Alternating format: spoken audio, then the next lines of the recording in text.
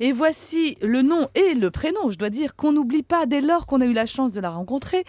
Celle qui les porte, c'est donc Hortense Diftin. Bonjour Hortense, il y en a qu'une. C'est moi. C'est la one.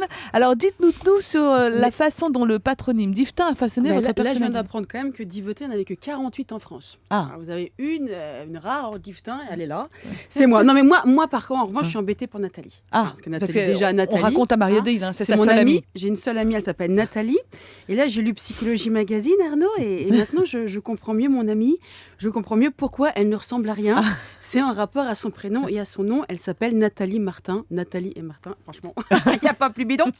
Non, c'est dur pour elle. Alors, quand vous vous appelez Nathalie, on est toujours obligé de rajouter un petit adjectif pour vous reconnaître, comme Nathalie la rousse, ou la petite grosse, ou la moche, ou encore la copine d'Hortense. Parce que c'est sûr qu'avec un patronyme comme celui d'Hortense Diftin, on ne passe pas inaperçu. Non, ça, c'est sûr. Moi, j'ai beaucoup plus de chance à ce niveau-là. Moi, il n'y a jamais eu besoin de rajouter quoi que ce soit à mon prénom ou à mon nom pour que je sache de qui on parle, de moi. À part peut-être la Barjo, mais ça, c'est une autre histoire. Alors, un prénom comme celui d'Hortense, ça vous forge déjà le caractère.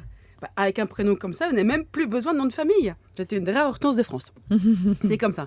Mais ça n'a pas toujours été facile. Parce que rare n'est pas une qualité très appréciée chez les enfants. Non, c'est vrai. Même pas. Non, d'ailleurs, j'avais même un temps essayé de me faire appeler Chantal. Pourquoi Chantal, mystère?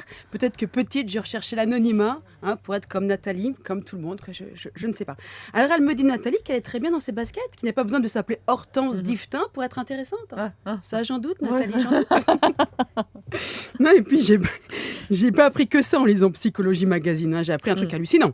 J'ai appris, que prendre le nom de l'ancêtre, enfin en même temps on ne le prend pas, je trouve, son nom, on nous le donne à la naissance, enfin bref, ça c'est ce que je pense. Donc prendre le nom de l'ancêtre, c'est de se mettre à la place du père, et c'est aussi prendre le nom d'un mort.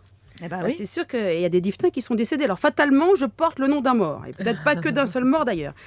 Non, ça fait peur, mais à moins de s'appeler Highlander, mes ancêtres sont décédés. D'ailleurs, c'est souvent comme ça qu'on les connaît, les ancêtres. C'est que le plus souvent, ils sont morts, mais c'est vrai que si on ne nous le dit pas... On le sait pas. On aurait tendance à l'oublier. Puis il y a une autre chose qu'il ne faudrait pas oublier non plus, toujours dans Psychologie Magazine, c'est que nous sommes tous des petits Oedipe et des petits parricides. C'est flippant. Je vais vraiment finir par me méfier de mes enfants. Alors, et ça va même beaucoup plus loin pour nous les femmes, toujours dans Psychologie Magazine. Alors là, c'est...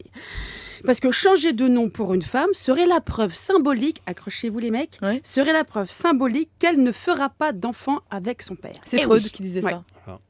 Alors là, pour le coup, je suis moi extrêmement embêtée. Parce que je ne suis pas mariée et que du coup, mon fils porte mon nom. Il porte donc mon nom de jeune fille. Donc, si on va, là j'ai un petit peu la panique, parce que si on va dans le sens des psychiatres, ça voudrait dire qu'inconsciemment, j'aurais eu un enfant avec mon père. Et que du coup, mon fils sera à la fois le petit-fils et le fils de mon père, et aussi mon fils et mon frère. Ouh là là, je comprends maintenant pourquoi mon fils est autant perturbé. Non, parce que c'est embrouillant la psychologie. Ça a tendance à tout compliquer, et même ce qu'il y a de plus simple. Mais alors, merci beaucoup Hortense. Bon, c'est vrai que du coup, revenons juste...